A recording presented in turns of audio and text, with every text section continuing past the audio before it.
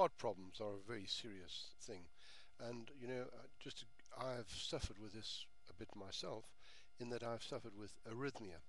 Now, arrhythmia, actually puts in an extra beat, but also this happens because in Africa where I lived, I played a lot of sport. We used to run, we used to swim, we used to climb, we used to sail, we used to do all sorts of things. And the net result is you did a lot of sweating, and you did a lot of drinking of water, so you sweated out the electrolytes. And then as you get older, the next thing that happens is you're short of electrolytes in the system. You're not getting the signals between your brain and your heart, and the next thing is you're getting these irregular beats. I lived with that in South Africa because I didn't really understand it, and I just got on with it, and I did never stop my lifestyle. When I returned to this country, I was under a lot of pressure, a lot older, and I found that this arrhythmia just took off. It took off in a really serious way, and the net result was that I was moving up and down the bed even. It was that bad, and it was quite frightening. So I went to see the doctors here, and they did a string of tests. They just went on and on for months, and then they got me in, and they said, this is actually what's got to happen. We've got to stop your heart, we've got to restart it again, then you've got to go into all these drugs, Tojox and Wolfra and the rest. And I really didn't want to do that, but sort of the next day I met a man who told me what he thought the problem was. He wasn't a doctor, he was in natural health, and I accepted his advice rather than take theirs at that point, and the net result was the arrhythmia stopped. And this went on for many years, and I got it under control. And then it restarted again about 4 or 5 months ago. And that was probably because as you get older, various things happen to connections, etc.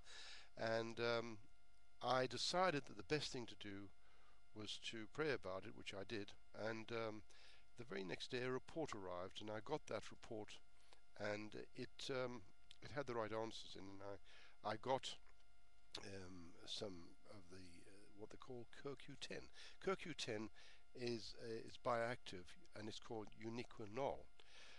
Not the uniquinone. The uniquinone is the one that is difficult to absorb into your system, especially as you get older.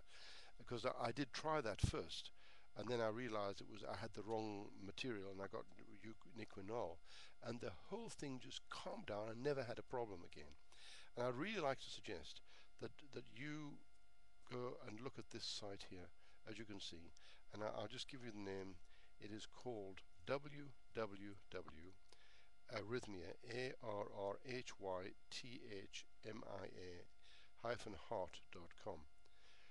So that is www.arrhythmia, arrhythmia-heart.com.